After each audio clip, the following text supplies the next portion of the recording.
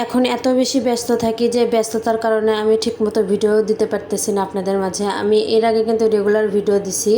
আজকে আমি কতদিন হলো ভিডিও ভালো করে দিতে পারি না, কারণ আমি অনেক ব্যস্ত থাকি, যেহেতু আমাদের খামারের সব দেখাশোনার দায়িত্ব আমারই করা লাগে। খাবার থেকে পানি থেকে শুরু করে সব কিছু আমারই দেওয়া লাগে, এর জন্য মনে করেন যে ভিডিও করারও সময় পাই না। আর যখন দেখা যায় যে ভিডিও করতে আসবো তখন দেখা যায় সব কাজ হয়ে, মানে কাজ বলতে আমি তো আর সব কিছু দেখাই না, আমি শুধু রান্না আর আমার খামারের ভিডিওগুলোই আপনাদের সাথে শেয়ার করি। তার মধ্যে আজকে যেহেতু মিস্ত্রিরা কাজ করতেছে খামারে, তাদের জন্য লাউ আর মাছ দিয়ে রান্না করা হবে। সকালবেলা আমার শাশুড়ি বাজারে গেছিলো, বাজার থেকে এই রুই মাছ নিয়ে আসছিলো। এই একটা রুই মাছ নাকি 200 টাকা না 250 টাকা বলে নিয়েছে, মাত্র 9 পিস। আর আজকে আমি এই 9 পিস ধরে রান্না করবো, যেহেতু বেশি মানুষ, মিস্ত্রিরাও খাবে, সাথে আমরাও সবাই আছি।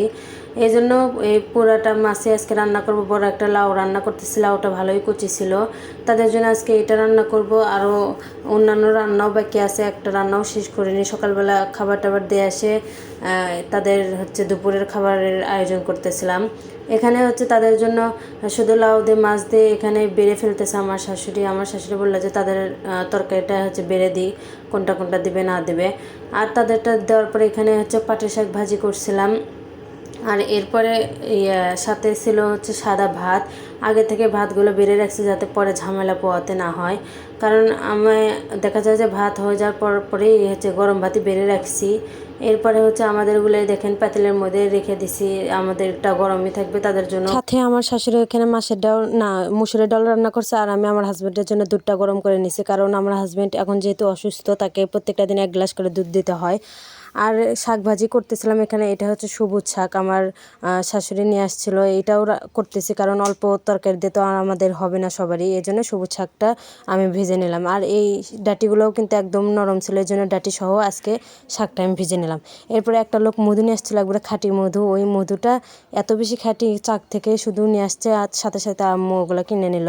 আর এখানে আমার ননদ মুরগি বাতি দিছিল, মুরগি বাতি দেওয়ার পরে আজকে মুরগি উঠার কথা ছিল, কিন্তু শুধুই একটা মুরগি উঠছে, আরগুলো উঠতেছিল না। শুধু কোনায় অল্প একটু করে কোনাইছে, উঠতে পারতেছিল না, ভিতরে বাচ্চাগুলো মরে যাচ্ছিল। প্রত্যেকবারে যখন বাতি দেয় ননদের মুরগির বাতি দেয়, তখনই কিন্তু বাচ্চাগুলো শুধু মরে যায়, শুধু একটা কিংবা 2টা মুরগি বের হয়। এটা কিসের কারণে হয় আমরা কিন্তু জানি না। আমার আম্মু যখন মুরগি বাতি দেয়, বিশ্বাস করেন সব বাচ্চাগুলোই ফুটে বের হয়ে আসে, কিন্তু আমার ননদের এই পর্যন্ত কতটি ডিম যে নষ্ট হলো, 3বার বাতি দিছিল, 3বারে মনে করে যে 30টার মতো ডিম নষ্ট হয়ে গেছে, 30-40টার মতো ডিম। আর এই বুড়নিরও কি যেন একটা সমস্যা হয়েছে, শুধু ঘাড় বাঁকা করতেছে, এটা কি রোগ আমি জানি না, শুধু কেমন জানি করতেছিল। আমার ননদ তো ভয় পেতেছিল মরে যায় কিনা। আল্লাহর রহমতে কোনো কিছু হয়নি, তাকে খাওয়ানোর পরে একটু ঠিক হয়, কিন্তু আবার যে সে একই অবস্থা হয়ে যায়।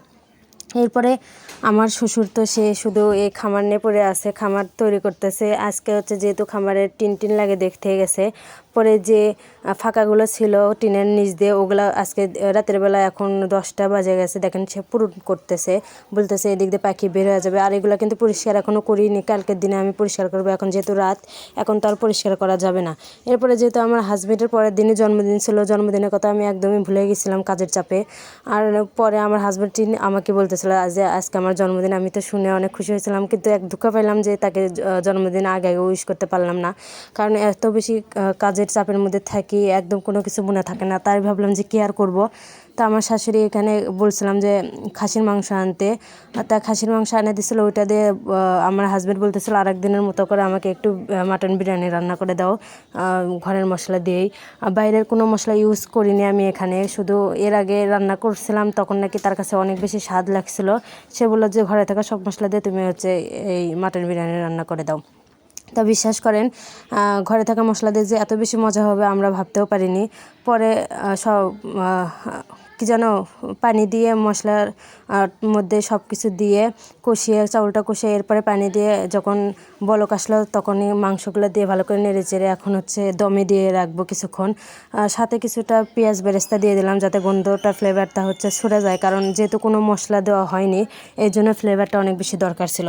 প্রথমেই এখানে আমি বেরেস্তা দিয়ে মিশিয়ে নিলাম পুরাপুরি একবারে এই খিচুড়িটার মধ্যে। এরপরে আবার উপর দিয়ে বেরেস্তা দিছিলাম, তাহলে হয় কি যে আমি যে মশলাটা ইউজ করিনি ওই মশলার ফ্লেভারে এই মশলার ফ্লেভার কিন্তু অনেক বেশি ভালো লাগে। আর আলহামদুলিল্লাহ অনেক বেশি সুন্দর হয়েছিল কিন্তু এই পোলাওটা। আর এরপর হচ্ছে আমার শাশুড়ি এখানে ডিম ভুনা করছিল, বলতেছিল যে মিস্ত্রিদেরকে খাওয়াতে হবে, শুধু একটা তরকারি একটা কিছু দিলে তো হবে না, সাথে ডিম ভুনাও করছিল। আর এখানে হচ্ছে ডাউল রান্না করছিল, তারপরে এখানে টক ডাউল ছিল। সব মিলে আজকের দিনটা অনেক বেশি ভালো গেল। আজকে 1 কেজি চাউলের খিচুড়ি রান্না করছে, এই জন্য মনে করেন যে বেশি ভালো হয়েছিল এই খিচুড়িটা খেতে। সবাইকে অনেক বেশি প্রশংসা করছিল যে বাইরের মশলা ছাড়াও যে এরকম রান্না করা যায়, অনেক বেশি সবাই প্রশংসা করতেছিল। আর সাথে এই পোলাওয়ের সাথে খাওয়ার জন্য শুধু আর রাতে খাওয়ার জন্য রাতে আর কি করব, তাই ভাবলাম যে পটল ভাজি করে নিই, পোলাওয়ের সাথে খাওয়া যাবে, আবার রাতেও কিন্তু ডাউলের সাথে খাওয়া যাবে। এরপর আমি হচ্ছে পটল ভাজিটা বসিয়ে দিয়েছিলাম, প্রথমে মশলার মধ্যে মেখে রাখছিলাম অনেকক্ষণ, 1 ঘন্টা লাগাতার। মশলাটা যখন নিচে চলে গেছে পানির সাথে, তারপর ভেজে নিলাম। আজকে ভিডিওটা এই পর্যন্ত, সবাই ভালো থাকবে।